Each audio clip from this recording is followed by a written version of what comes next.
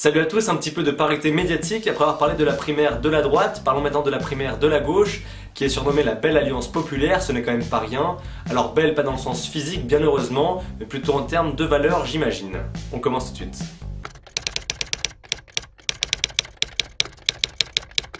On a quand même 42% des Français qui sont intéressés par cette primaire et 50% qui ont déjà entendu parler des programmes. Mais d'un autre côté, on a seulement 27% des Français qui connaissent les dates de cette primaire et seulement 18% qui pensent que le vainqueur de la primaire sera le prochain président de la République.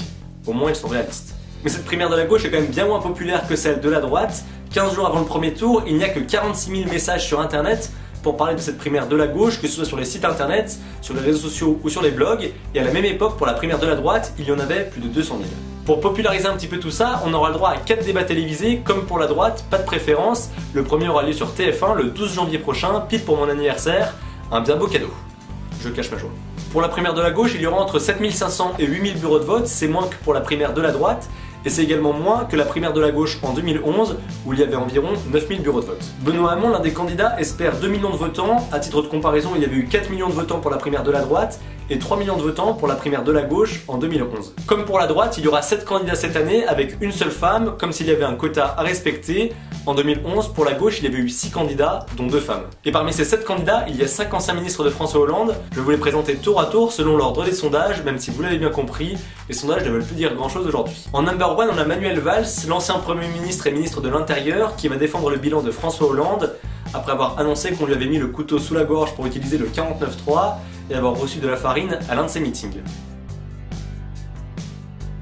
Valls propose d'inscrire une charte de laïcité dans la Constitution, un service civique de 6 mois obligatoire et de défiscaliser les heures supplémentaires. Cette mesure pour les heures supplémentaires, c'était une mesure prise par Nicolas Sarkozy avec son travailler plus pour gagner plus, et cette mesure avait été supprimée par François Hollande. En deuxième position, on retrouve Arnaud Montebourg, le roi du Made in France, ministre de l'économie de 2012 à 2014, qui a été poussé vers la sortie car il n'était plus en adéquation avec la politique économique de François Hollande et de Manuel Valls.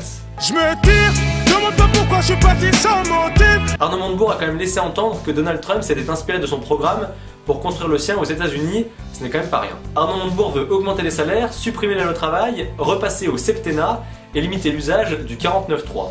Du coup, il pourrait pas avoir Manuel Valls comme Premier ministre s'il était élu président. À la troisième place, on retrouve Benoît Hamon. Si on suit la logique de la primaire de la droite et du centre, où François Fillon était 3e dans les sondages, ce serait peut-être de bon augure pour lui. De 2012 à 2014, il a été ministre délégué à l'économie sociale et solidaire, avant d'être ministre de l'Éducation nationale pour 4 mois, avant de partir du gouvernement avec Arnaud Montebourg pour les mêmes raisons. Je me tire, demande pas pourquoi je suis parti sans motif. Benoît Hamon défend une 6ème république et souhaite un mandat unique pour le président pour une durée de 7 ans, et il souhaite également créer une taxe pour les robots.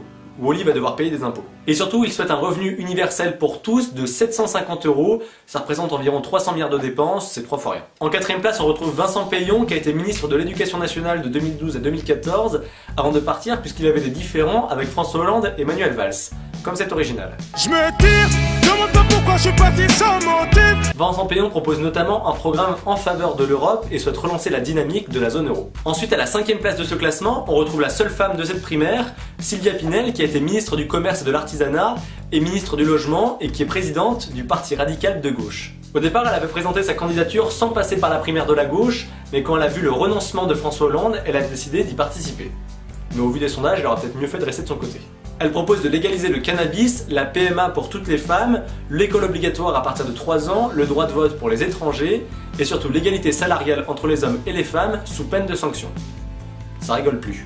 On continue notre descente au classement. À la 6ème place, on retrouve François de Rugy, député écologiste et vice-président de l'Assemblée nationale. Vu que les écolos aiment bien les plantes et tout ce qui est vert, il défend la légalisation du cannabis également, et surtout, il défend le vote obligatoire et la reconnaissance du vote blanc. Et enfin, à la dernière place du classement, dans le rôle de Jean-François Copé, on retrouve Jean-Luc Benamias.